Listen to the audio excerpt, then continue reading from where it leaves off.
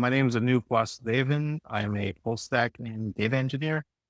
Prior to the course, did quite a bit of work, various other industries, retail, robotics.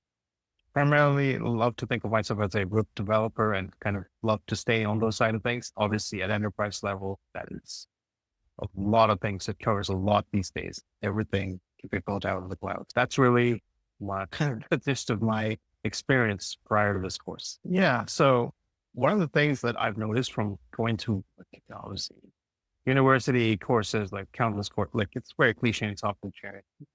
If you're not in a course or something, you're probably falling behind. That's like the feeling that we all have. Really supercharges like your results. Yeah, I could sit there and talk to people I now know, like in the industry, or like doing so. We're actively working in data science or ML, but nobody has enough time. Nobody is like sitting there looking to actively teach people. There's only so much you can do, and then it's very hard to avoid tutorial help and do a project, but it's just something, now what project, what am I doing? Where's the industry heading? So a lot of that being sidestepped by basically getting guidance from people. Obviously, a lot of the instructors who are actively in the industry, actively applying, have written papers that basically lived this stuff for multiple years, even when it was not cool. So those are the people like you want to learn. Yeah, I don't want to go and recreate everything that you guys had to go through. That is just not practical. Also, it's also like I've obviously touched ML pipelines as a data engineer, so I know what's going on, but I also know the kind of people who I was working with and their background. And I was like, I am not going to go get a PhD to get that job. It's not my interest. Obviously, there are people who are very interested in that, but that I don't feel like that is my strength. So that's where I came to this course where I was just like, okay, what is the state of things? Where's the opportunity? Where are things heading? Usually my approach is like, what is actionable? What can I act on? What can I build out? Even if it's just for myself or put something out there, that is still a lot more valuable than reading theory or reading another math book related to ML.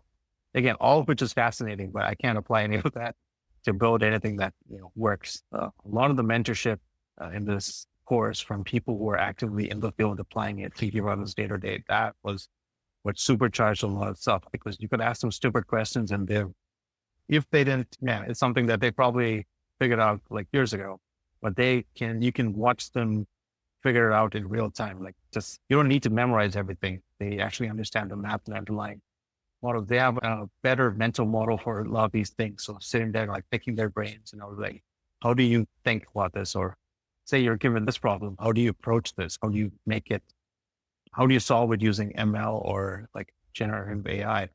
And seeing them how dissect that problem, that was, again, things like that are what's made this course beneficial.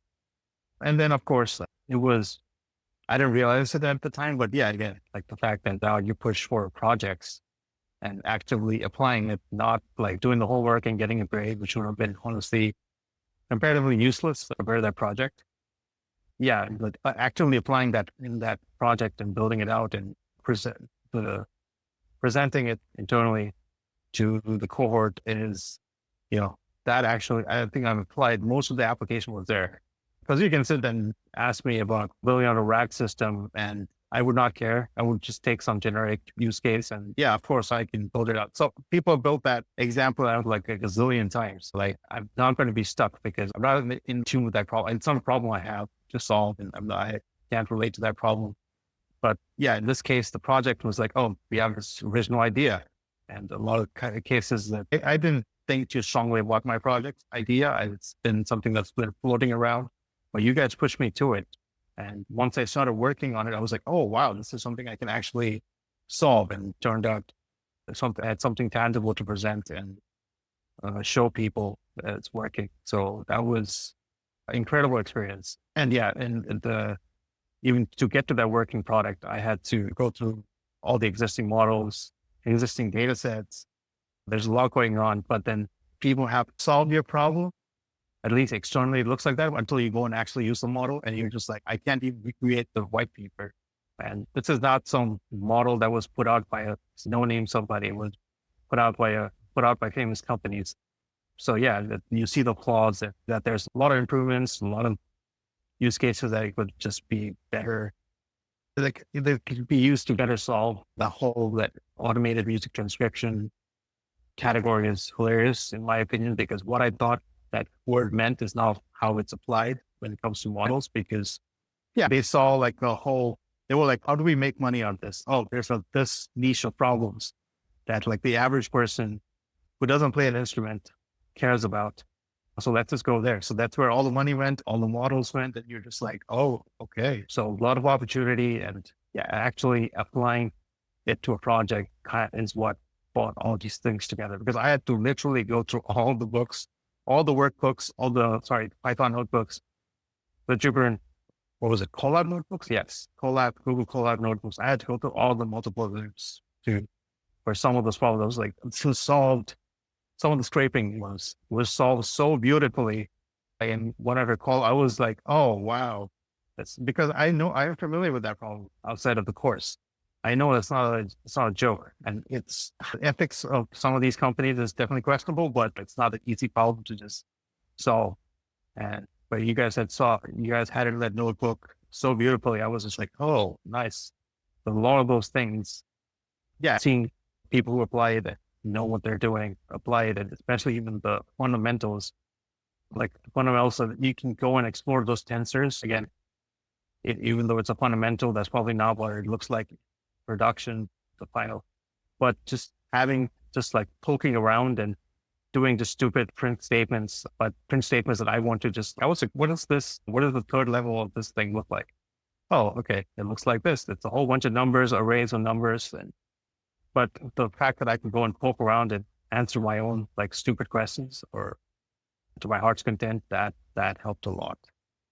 And of course the community hours and whatnot. And you can see and talk to each other and understand that, yeah, we're all going through the same things. Some people were ahead more than others, but talking to each other, and it was like, there would be suggestions. Somebody's like, why don't you do this? I'd be like, actually, why don't I do that? I never thought of it that way. And it's just like, why are you doing this from scratch? I had no idea. I just did. But yeah, I can't speak enough good things about the course. I think it was done well. Yeah. So I was in a situation where I was actively enjoying as I was going through the course, and I was in the team matching phase at some point in this course. And again, I didn't go out of my way to tell people I'm going through a course because that doesn't make much sense. Excuse me. But yeah, me and my current manager, essentially, we had a conversation about, he told us, obviously, he spoke about what he owned, his teams, people report to him, and there's a lot of AI experiences work. That's what he owns and manages. And we had a good conversation, and we basically went through, honestly, the contents of the course.